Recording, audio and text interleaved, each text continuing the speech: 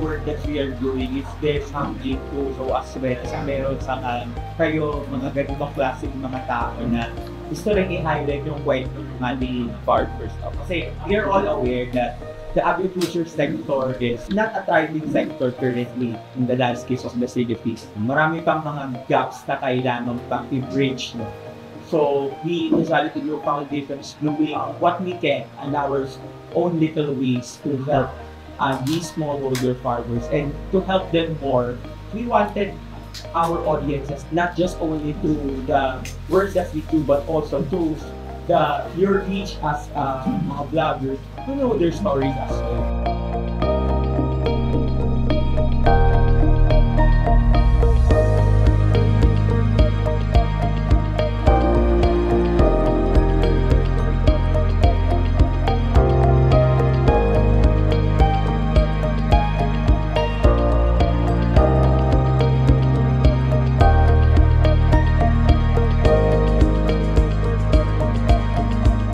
Nagpapasalamat po kami sa pagdating ninyo. First time din to para sa amin. Pero tutuwa kami. Lagi binabagay ito Sir Angel ni Sir Taki. Hindi magiging successful yung program kung hindi sa tulong ng iba't ibang stakeholders at iba't ibang partners. Ang success ng ASHI ay hindi lamang success ng ASHI, kundi success din ng mga farmers natin. At syempre, success din ng bawat isa since partnership.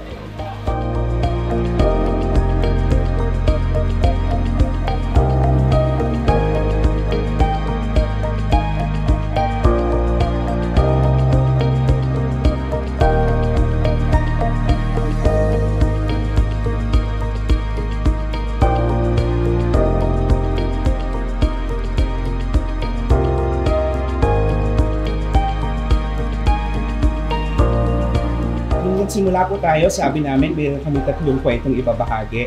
Ang kwento ng FTP, ang kwento ng ASHI, at ang kwento ng mga magsasaka. Sana po sa experience niyo ngayong buong maghapon na to, nakuha niyo yung tatlong kwento na yun.